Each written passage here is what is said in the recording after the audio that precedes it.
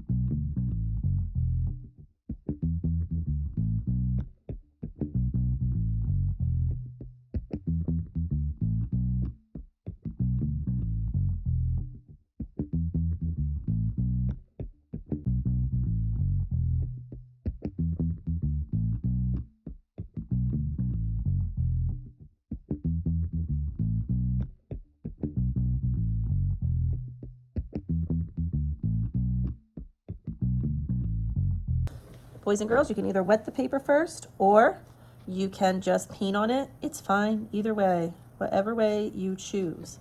It might be streakier if you do it dry.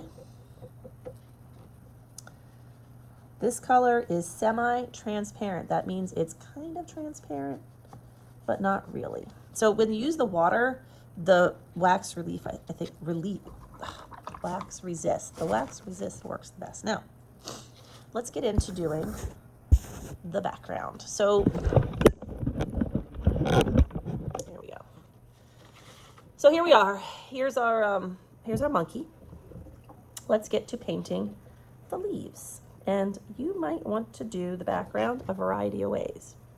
I'm going to use different shades of green and blue. Why? Because I just want the cool colors. So I'm going to do that.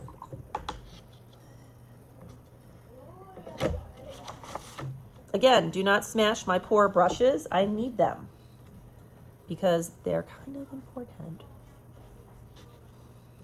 If you can't handle this, I'll give you markers.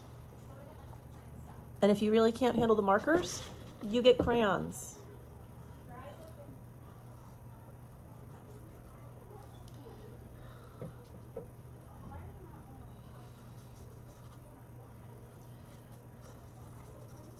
Now notice it's streakier, just to show you a difference as opposed to if I wet the area. Maybe I'll do a little bit here. If I wet the paper first and then paint over it, it's gonna be less streaky, but the problem is you gotta do like the whole area. See, I should have done that first. It wouldn't have been so streaky. Right? I could see here I made like the leaf. I forgot what I drew. That's a thing. It's like a surprise painting. Be careful you don't crush my brushes even with just water. It's still important.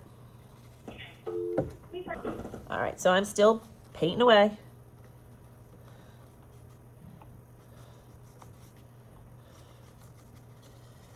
All right, so this is pretty wet. Now I'm gonna go for my blue again. And this is going to help make it less streaky. See how it kind of fills in that area? Makes it really nice. Matter of fact, let's get a little closer to that part where I'm painting. And you can see how it just blends a lot better. Paint blends better on paper that's slightly moist. And I say slightly, not necessarily like soaking wet. If you want to have it really wet, you have to have better paper. To have better paper, you have to spend a lot more money. I don't have that budget. But on the other hand, just making the paper a little wet will help. Rinse my brush. I'm going to go for another color. Maybe I'm going to have some of this blue. This will be nice.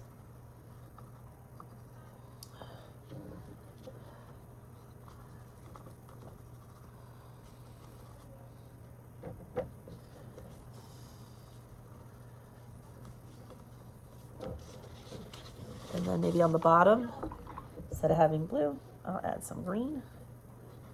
There we go. So I'm going to transition to a dark green, which I really do like this color, especially because I got leaves going on the bottom.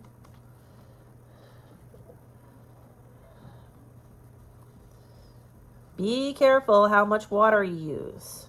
It's really easy to all of a sudden go from having your painting a little bit wet to too wet. Be gentle with the paint. Do not make it disgusting. Don't make me regret letting you use this. Don't do that to me, please. There we go. And there we go. And there is the Grumpy Monkey. And you'll notice it goes from dark to dark blue to middle to light green, all painted.